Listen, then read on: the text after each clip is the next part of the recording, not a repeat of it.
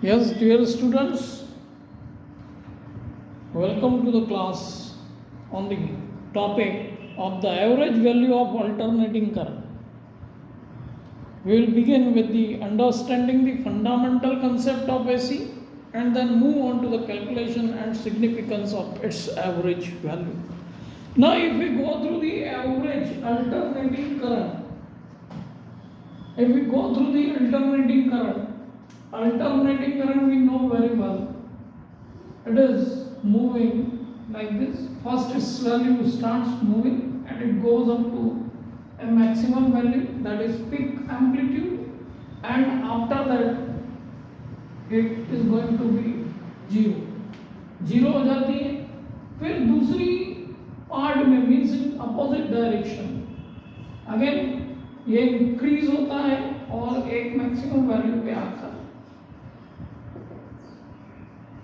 फिर डिक्रीज होना चालू होता है. इस प्रकार से ये जो पैटर्न है ये कंप्लीटली रिपीट होता है. This is one cycle. तो जब कंप्लीटली रिपीट होता है तो यहाँ पर देखिए ये सिनुसॉइडल पैटर्न को फॉलो करता है और इसीलिए हमने इसको अल्टरनेटिंग करंट का alternatively repeat repeating the cycle. तो जब हम डीसी की बात करते हैं तो डीसी आपको पता है ये तो हो गया आपका अल्टरनेटिंग करंट. अब हम जब डीसी की बात करते हैं तो डीसी में there is no variation and we are getting the same value throughout the time. इसमें वेरिएशंस आ रहा है, इसमें हमने ओमेगा टी ले लिया, इसमें भी ओमेगा टी. सिनुसॉइडल पैटर्न को अल्टरनेटिंग करंट फ्लो फॉलो कर रहा है, वेरस डीसी करंट जो है आपके कांस्टेंट वैल्यू को रिप्रेजेंट कर रहा है. तो यहाँ पर इस वेरिएशंस के कारण जब हम अल्टरनेटिंग करंट की बात करते हैं जिसको हम हमारे डोमेस्टिक कमर्शियल और इंडस्ट्रियल सभी जगह यूज कर रहे हैं, alternating current is mostly used everywhere. तो जब अल्टरनेटिंग करंट की बात आती है तो इसका यूज हम सबको पता है. विदाउट अल्टरनेटिंग करंट और without current life is not possible nowadays. Okay, you require for charging, you require for everything. Okay, ये हमें पता है. अब यहाँ पर देखें कि जब हम एवरेज वैल्यू की बात करते हैं तो इसकी एवरेज वैल्यू और कंप्लीट वन साइकिल मींस ये कंप्लीट साइकिल रिपीट हो रही, इसका एरिया और इसका एरिया इक्वल है 0. ठीक है, तो हम बात करते हैं फिर मीन और एवरेज वैल्यू की. पिछले प्रीवियस लेक्चर में हमने देखा कि average value of AC over one complete cycle is 0. तो over one complete cycle is 0 ये हम देख चुके हैं. ठीक है, अब यहाँ पर हम देखें कि average value of AC current ये हमको डिटरमाइन करना जरूरी है. तो इसके लिए हम क्या करें, तो सबसे पहले हम इसको डिफाइन करते हैं.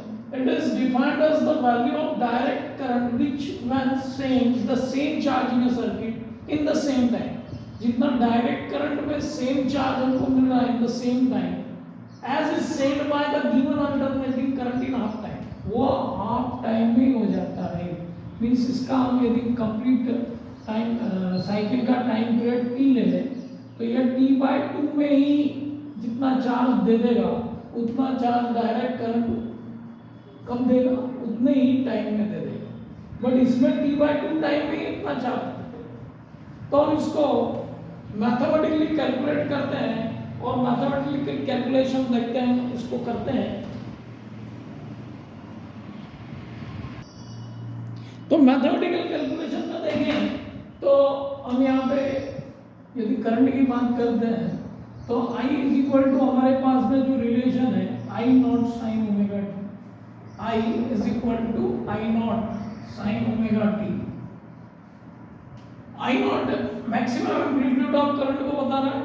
अब हम यहाँ देखें कि हमारा जो dq by dt है वो हमको करंट को डिफाइन करता है. Time rate of flow of charge this gives you. तो यहाँ पर dq is equal to I into dt ले लें हम. तो dq for 0 to time t/2 I D T, इसको हम लिख सकते हैं। और 0 to t by 2 I, instead of writing I हम क्या लिख सकते हैं, I naught sine omega t d t. तो over the integration 0 to t by 2 I naught को हम ले सकते हैं 0 to t by 2 sin omega t dt. So total charge that is q will be given by integration करने दो, ये हो गया आपका minus cos omega t and omega limit जो है आपकी 0 to t by 2। अब यहाँ पर हम देखें इस एक्सप्रेशन को, तो we are getting this q is equals to minus I not upon omega, minus को बाहर ले लिया एंड लिमिट हम सब्स्टिट्यूट कर देते हैं cos omega t by 2 minus cos 0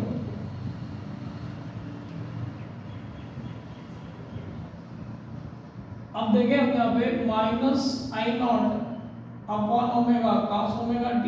अब देखो आप omega t is equal to होता है 2 पाई, तो ये हो गया आपका 2 pi upon pi minus cos 0 that is 1, और ये भी जाएगा cos पाई सॉरी cos 2 से ये कैंसिल, तो minus I not upon omega, ये माइनस का 1 और ये भी माइनस का 1 आएगा।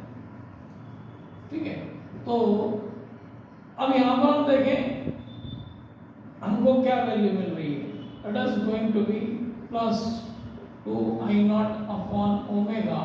ये आपको चार्ज की वैल्यू डिफाइन कर रहा है, अगर इंटीग्रेशन हमने कर लिया, so what we are getting here q is equals to 2 I naught upon omega। अब हमको ये एक्सप्रेशन आ गया, और अब हमको वैल्यू क्या कैलकुलेट करना है, करंट कैलकुलेट करना है, आई एवरेज। तो आई एवरेज जो हम कैलकुलेट कर रहे हैं वो हाफ ऑफ टाइम पीरियड के लिए कैलकुलेट कर रहे हैं, तो it is q upon t by 2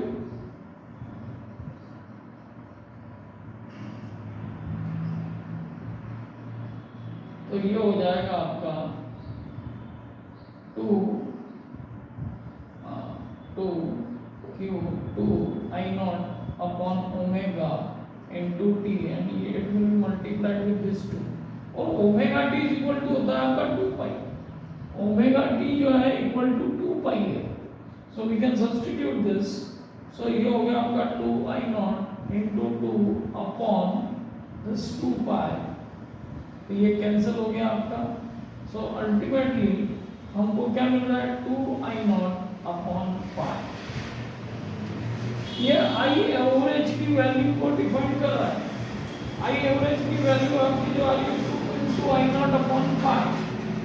अब ये जो पाई है इसकी वैल्यू सब्स्टिट्यूट करते हैं, तो 2 into 7 upon 22 will give this, so ये होगा आपका 14 upon 22, that is 7 upon 11 I naught and 7 upon 11 means 0.6 the ये हो गया आपका नियरली 0.63 I naught आ जाएगा। तो आई एवरेज जो हमको यहाँ पे मिल रहा है इस कैलकुलेशन में, आई एवरेज हमको मिला आपका 0.63 आई नॉट, ये एम्पलीट्यूड का 63% समझ लें आप उसको, तो ये आपको आई एवरेज दे रहा है, और ई एवरेज को भी हम डिटरमाइन कर सकते हैं with the help of this expression. बस अब आपको क्या करना है, ई एवरेज निकालना है, तो आप आई एवरेज इनटू आर कर दें। I average into R means if you substitute this value 0.63 I naught into R, तो ये 0.63 E naught को रिप्रेजेंट करेगा, means only multiplying it with R, that is resistance of the circuit, हम इसको determine कर सकते हैं। तो इस तरीके से हमने एवरेज वैल्यू डिटरमाइन कर ली एनालिटिकली, और हमारी डेफिनेशन आपके सामने क्लियर है। ओके, तो अब यहां पर हम देखें कि